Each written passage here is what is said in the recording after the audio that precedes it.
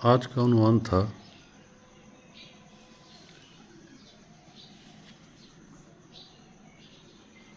کہ وہ کون سا ایسا گر ہے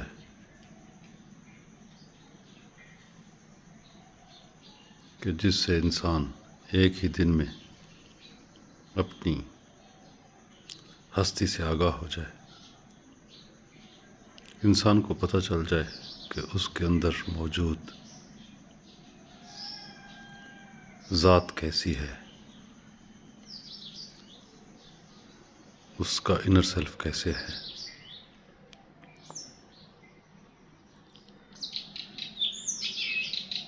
It is very much alluring, powerfully and mysteriously fascinating title.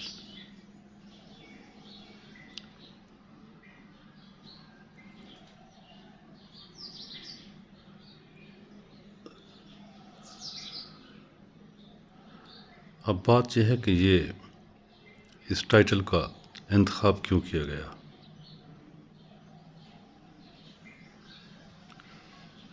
Perhaps I want to mesmerize you.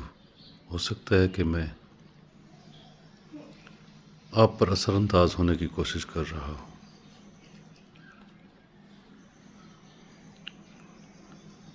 لیکن جیسے میں پہلے بھی اظہار کر چکا ہوں کہ ایسا کچھ بھی یہاں نہیں ہے۔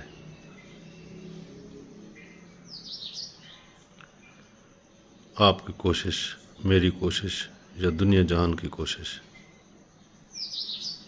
جس انداز سے بھی ہم یہاں پہ چیزوں پر اثر انداز ہونے کی کوشش کرتے ہیں یا پھر ان سے اثر لینے کی جستجو میں لگے رہتے ہیں، یہ سب الیوسری ہے، یہ خیالی ہے، مفروضاتی ہے۔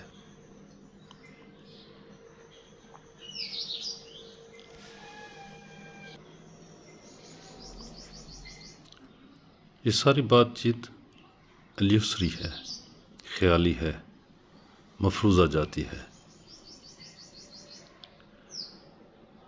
اور جب تک ہماری سول، ہماری روح، ہماری اسپرٹ اس کاسٹیوم میں، فزیکل کاسٹیوم میں رہتی ہے، ہم اس طرح کی سوچیں پالے رکھتے ہیں۔ اس کی وجہ کیا ہے؟ اس کی وجہ صرف ایک ہی ہے کہ ہم یہاں پہ جو وقت لے کے آتے ہیں بس اسے گزارنے کی جستجو میں مصروف کار رہتے ہیں۔ اس مصروفیت کے ہم بے شمار نام تراش لیتے ہیں، ان کو خوبصورت مقاصد کا نام دے دیتے ہیں، ٹارگٹس کا، ترجیحات کا، جیسے انسانی فلاح، انسانی ترقی، امن و سکون، خوشحالی، شانتی، ہم آہنگی، عالمی بھائی چارہ، یہ سارے ٹریپس ہیں، سائیکولوجیکل ٹریپس، ہمارے ذہن کے تیار کیے ہوئے ٹریپس۔ بیسیکلی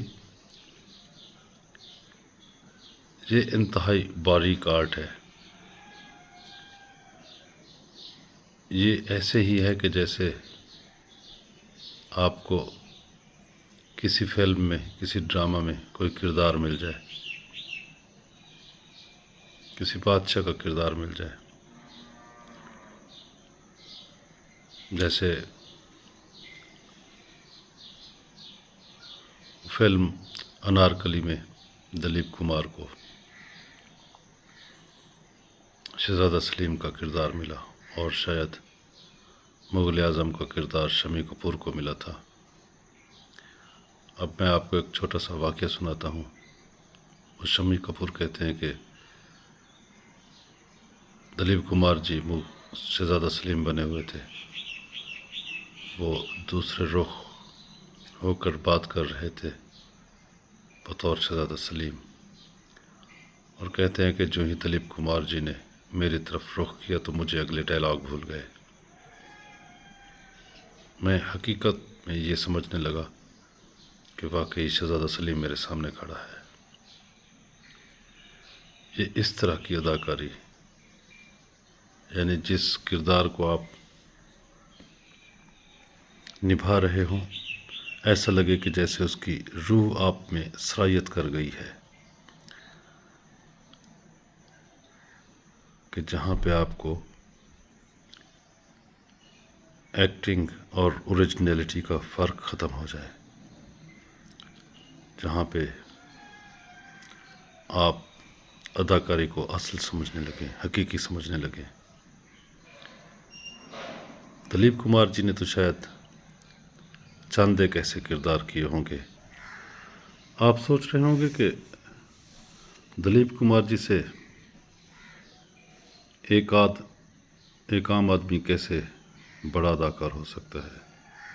یہ بات واقعی سوچنے والی ہے، اور اس کا جواب بالکل ہی آسان ہے۔ وہ آپ اپنے آپ سے پوچھ سکتے ہیں، اپنے دوست کو دیکھ سکتے ہیں، اپنے عزیز و اقارب یا اپنے شہر والوں کو یا اس دنیا والوں کو۔ آپ جس لمحے خود کو دیکھیں گے تو آپ اپنے آپ کو کچھ نہ کچھ سوچتے ہوئے محسوس کریں گے، کچھ نہ کچھ کرتے ہوئے محسوس کریں گے۔ کوئی پلاننگ، کوئی کام، کوئی انتہائی مہذبانہ کام، کوئی قومی فریضہ، کوئی فرض شناسی کا کارنامہ، اور اسے مکمل دیانتداری سے آپ کیے جا رہے ہوں گے۔ آپ ریہڑی پہ کھڑے کھجور بیچ رہے ہوں، یا آپ پارلیمنٹ میں بیٹھے قانون سازی کی کوشش کر رہے ہوں، پورے دل کے ساتھ آپ وہ ڈیوٹی کر رہے ہوتے ہیں۔ آپ کے سان و گمان میں بھی نہیں ہوگا کہ یہ اداکاری ہے، حالانکہ یہ جو کچھ بھی ہے یہ اداکاری ہے، یہ آرٹیفیشلٹی ہے، اس کا اوریجنلٹی کے ساتھ کوئی تعلق نہیں ہے۔ وجہ یہ ہے کہ اس کا حقیقت کے ساتھ کوئی تعلق نہیں ہے۔ حقیقت کسی اور جگہ پہ ہے۔ ہر انسان جہاں پیدا ہوا ہے، انہی حالات و واقعات کے مطابق اس کے ذہن کی ترجیحات بنتی ہیں، سوچیں بنتی ہیں، اور اسی کے مطابق وہ زندگی میں کچھ نہ کچھ کر رہا ہے، اور یہ جو کچھ کر رہا ہے وہی اداکاری ہے۔ اب ہماری یا اس دنیا کی یا اس دنیا میں موجود 6 بلین لوگوں کی اداکاری اور شہزادہ سلیم یعنی دلیپ کمار جی کی اداکاری میں فرق کیا ہے؟ اس میں فرق انتہائی معمولی سا ہے۔ دلیپ کمار جی اداکاری کرتے ہوئے اپنے نیہا خانوں میں یہ سمجھ رہے تھے کہ وہ اداکاری کر رہے ہیں، وہ شہزادہ سلیم ہیں نہیں بلکہ بنے ہوئے ہیں۔ اسی طرح ہم بھی اداکار بنے ہوئے ہیں، لیکن وہ اپنے اس کام کو اداکاری کے طور پہ کر رہے تھے۔ وہ بطور an actor he was performing over there, وہ وہاں پہ بطور ایک اداکار کے اداکاری کر رہے تھے، لیکن اس سٹیج پہ، یہ دنیا کے سٹیج پہ ہم جو اداکاری کر رہے ہیں، ہم اسے اداکاری سمجھ نہیں رہے، بس یہیں پہ آ کے بات ٹھہر جاتی ہے۔ اسی بات پہ غور کرنا ہے کہ ہم نے اپنی اداکاری اور اوریجنلٹی کے درمیان جو سلائٹ سا فرق ہے، اس پہ غور کرنا ہے۔ اگر آپ ایسا کر لیتے ہیں تو آپ کی ایک ہی دن میں کایا پلٹ ہو سکتی ہے۔ اب بات یہ ہے کہ اس کا طریقہ کیا ہے۔ یہ طریقہ نہیں ہے، یہ کوئی ٹیکنیک نہیں ہے، اسے آپ گر کہہ سکتے ہیں، ایک آرٹ کہہ سکتے ہیں، وہ یہ ہے کہ اداکاری کی تمام تر جو بھی چہتے ہیں ان کی ترغیبات ہمارے دل سے اٹھ کر ہمارے دماغ پر پہنچتی ہیں، ہمارا دماغ ہماری ان ترغیبات سے قوت اختیار کرتا ہے اور اس کے بعد ہماری ان خواہشات کو عمل میں لانے کے لیے مصروف کار ہو جاتا ہے۔ اور جہاں پہ یہ خواہشات ابھر رہی ہیں اور ابھر کے جب ذہن پہ پہنچتی ہیں، اب جو ہی ذہن پہ پہنچتی ہیں وہاں پہ اداکاری کا سلسلہ شروع ہو جاتا ہے، یعنی زندگی میں نے کچھ کرنا ہے، آپ نے کچھ کرنا ہے۔ اب یہ ساری ذہنی ترجیحات ہیں، یہ سائیکولوجیکل ٹریپس ہیں، نفسیاتی حربے ہیں، جن کا کام ہماری زندگی کو بینگ کی بجائے ڈوئنگ کے تناظر میں گزارنا ہوتا ہے، یعنی ہم ساری زندگی اپنی ڈوئنگ پہ توجہ کیے رکھتے ہیں، بینگ کو بھول جاتے ہیں۔ تو جب یہ بات ہمارے ذہن میں پہنچتی ہے تو پھر وہاں سے اداکاری شروع ہو جاتی ہے۔ اب چونکہ ہم اپنے من پہ چلنے والے احساسات سے آگاہ نہیں ہوتے، اس وجہ سے وہ سسٹم اتنا آٹو ہو چکا ہوتا ہے کہ جو ہی وہ خیال ہمارے دل سے اٹھتا ہے تو یک لخت وہ ہمارے ذہن پہ پہنچ جاتا ہے، اور یہ نظام اتنا خودکار کر چکے ہوتے ہیں کہ ہمیں اندازہ نہیں ہوتا کہ کب خیال ہمارے من سے اٹھا اور ہمارے ذہن کی گرفت میں آ کر اس نے ہمیں ذہن کا اعلی کار بنا دیا۔ ذہن تو جیسے پہلے بھی کہا کہ اعلی کار نہیں ہے، ایک آلہ ضرور ہے، یہ ایک نیوٹرل انسٹرومنٹ ہے۔ اب اس کے کام کا تعین آپ نے کرنا ہے کہ آپ نے اسے پازیٹیوٹی کے لیے لگانا ہے یا نیگیٹیوٹی کے لیے، لیکن یہ اس وقت ہوگا جب آپ کو اپنے اندر چلنے والی دنیا کے احساسات سے آگاہی ہوگی، جب آپ جان رہے ہوں کہ آپ کے من میں کیا چل رہا ہے۔ وہ چونکہ ہم اس پریکٹس سے، اس آرٹ سے آگاہ نہیں ہوتے، اپنے سسٹم کو اتنا خودکار کر چکے ہوتے ہیں کہ بنا غور و فکر کیے بس وہ ایک تواتر کے ساتھ مشین چلی جا رہی ہوتی ہے، خیالات اٹھتے ہیں، ترجیحات، خواہشات، ترغیبات وہ ذہن میں جاتی ہیں، ذہن سے پھر یہ سسٹم یوں ہی یہ کاروبار زندگی ہے رواں و دواں رہتا ہے، چلتا رہتا ہے، یہاں تک کہ آپ کے اندر موجود انرجی کہ وہ لمحات بھی آ جاتے ہیں جب وہ انرجی، وہ پاور، وہ سول، وہ سپرٹ اس کاسٹیوم کو، اس فزیکل کاسٹیوم کو، آپ کی باڈی کو چھوڑ کے بے قرار ہو جانا ہوتا ہے۔ اس لمحے آپ کو اندازہ ہوتا ہے، اس لمحے کا نام ہم نے موت رکھا ہے۔ اب موت کسی تکلیف کا نہیں، ایک حیرت کا نام ہے۔ اس وقت انسان کے ساتھ کچھ بھی نہیں ہوتا، بس انسان تحیر کی حالت میں ہوتا ہے، حیرت کی حالت میں۔ یہ کیا کہ جس چیز کو میں نے مستقل سمجھا تھا، دائمی سمجھا تھا، اٹرنل سمجھا تھا، روح اور جسم کے رشتے کو ابدی سمجھا تھا، یہ تو ایک دوسرے سے جدا ہو رہے ہیں۔ یہی ریئلائزیشن تکلیف میں بدلتی ہے اور ہمیں کرب میں مبتلا کر دیتی ہے۔ تو یہ ساری کہانی ہم سمجھ نہیں رہے ہوتے ان دنوں میں جب ہم نارمل لائف گزار رہے ہوتے ہیں، چونکہ اس وقت ہم اپنے سسٹم، خودکار نظام کی وجہ سے کبھی خود پہ توجہ ہی نہیں دیتے کہ جن باتوں کو زندگی کے لیے ناگزیر سمجھا ہوا ہے کیا واقعی وہ ناگزیر ہیں یا صرف فریب نظر ہیں، ایک الوژن ہے، ایک ڈیلیوژن ہے۔ تو اس کے لیے کیا کرنا ہے؟ صرف ایک دن کا کام ہے، ایک دن میں ہی یہ معمہ حل ہو سکتا ہے۔ اس کے لیے آپ کا صرف اخلاص چاہیے، ڈٹرمنیشن چاہیے، انٹیگریٹی چاہیے۔ اگر آپ چاہتے ہیں کہ واقعی آپ اس مسٹیفائڈ جو کہانی ہے اسے سمجھنا چاہتے ہیں اور جاننا چاہتے ہیں کہ زندگی کی اصل کیا ہے یا آپ کی اصل ہستی کیا ہے، آپ کی جو ہستی ہے، جو آپ کی ٹرو بینگ ہے، وہ آپ سے کیسے ہم کلام ہے، وہ کیا کہہ رہی ہے، آپ اس پہ کان دھر بھی رہے ہیں یا نہیں۔ اگر اس سے آگاہ ہونا ہے، چونکہ یہ آگاہی انتہائی انیویٹیبل ہے، ناگزیر ہے، ان اوائڈنگ ہے۔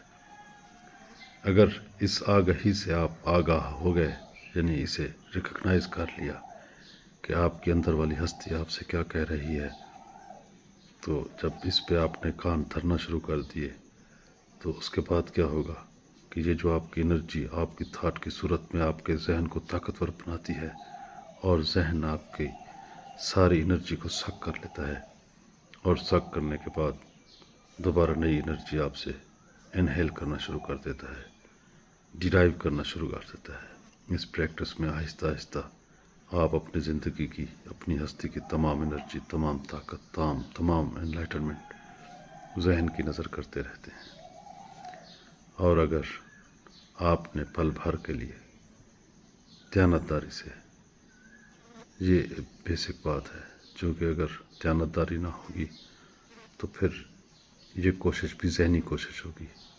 اسے کوشش تو نہیں کہنا چاہیے، چونکہ یہ جو ہے یہ ایک ایفرٹ لیس ایک ایسا فنومینا ہے کہ جیسے آپ کا دل دھڑکنے کے لیے بریتھ کر رہا ہے، سانس لے رہا ہے، موومنٹ کر رہا ہے، اور اس میں آپ کا کوئی تعلق نہیں ہے۔ آپ اپنی مرضی سے اسے نہیں چلا سکتے۔ اس نے جب تک چلنا ہے سو چلنا ہے، جب رکنا ہے تب رک جانا ہے۔ تو یہی آپ کی بینگ کا کام ہے۔ آپ کی بینگ، آپ کی ٹرو جو سیلف ہے وہ آپ کے اندر موجود ہے۔ اب اس کے لیے کسی اضافی کوشش کی ضرورت نہیں ہے۔ جیسے آپ کو دیکھنے کے لیے جسٹ آنکھیں کھولنی ہے، جو ہی آنکھیں کھلتی ہیں تو منظرنامہ خود بخود دکھنے شروع ہو جاتا ہے۔ آپ کو اپنی سماعت کو،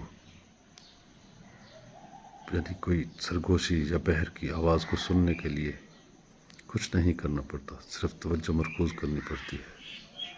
اسی طرح آپ کے تمام جتنے بھی غیر ارادی حرکات و سکنات ہیں، ان کے لیے آپ کو وہ انکانشیسلی آپ کے کنٹرول میں ہے، آپ کو ان کے لیے کچھ بھی نہیں کرنا پڑتا، وہ خود بخود ہوتے رہتے ہیں۔ اسی طرح یہ زندگی بھی اسی انداز سے خود بخود جاری ہے۔ اب آپ نے کرنا کیا ہے، جو میں بار بار کہنا چاہ رہا ہوں، جو عنوان بھی ہے اس گفتگو کا کہ وہ کیا گر ہے کہ جس سے ایک ہی دن میں آپ کی کایا پلٹ ہو سکتی ہے۔ وہ گر، وہ کلیہ بالکل سمپل سا ہے۔ آپ نے کچھ بھی نہیں کرنا، اپنی مخلصانہ کوشش سے آپ نے صرف اپنی آنکھوں کو آہستگی سے بند کر دینا ہے۔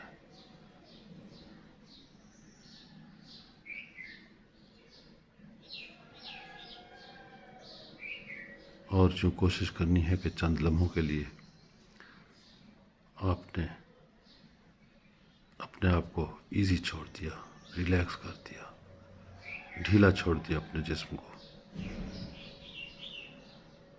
اس ڈھیلے پن میں، اس آسودگی میں، اور جب آپ کی باڈی بالکل ریلیکس ہو جائے، تناؤ بالکل ختم ہو جائے، تو آپ نے اپنے من پہ غور کرنا ہے۔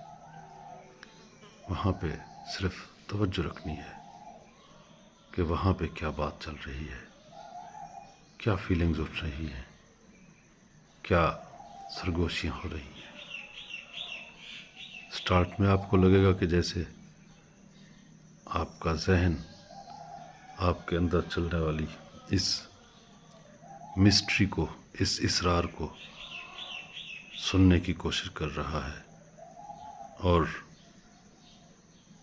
یہ ساری بات چیت جو آپ کے من میں چل رہی ہے آپ کو آپ کے ذہن کی ریفلیکشن لگے گی، ریفلیکشن آف یور تھاٹس. آپ ایسا کوئی بھی نتیجہ نہ نکالیں، بس صرف ریلیکس ہو جائیں. آپ جو ہی ریلیکس ہوں گے، آپ کے ذہن میں چلنے والے تفکرات آہستہ آہستہ سیٹل ڈاؤن ہونا شروع ہو جائیں گے. All kinds of thoughts will nicely be settle down and slow down. یہ سلو ڈاؤن ہو جائیں گی، سیٹل ڈاؤن ہو جائیں گی. اور یہ آپ کی کوشش سے نہیں ہوگا، یہ سب کچھ پہلے ہی سیٹل ڈاؤن ہے. بس اس سیٹلمنٹ کو آپ نے صرف دیکھنا ہے. اور جب آپ دیکھیں گے تو آپ کے من میں چلنے والے یہ جو احساسات ہیں، ان کی مدھم مدھم سی سرگوشیاں آپ کو سنائی دینا پڑیں گی. آپ کے من میں اٹھنے والی خواہشات آپ کے دل میں کس کس انداز سے وہ جلوہ افروز ہو رہی ہیں، آپ انہیں دیکھ رہے ہیں کہ کیسی یہ کیا امنگ ہے، یہ کون سی باتیں ہیں.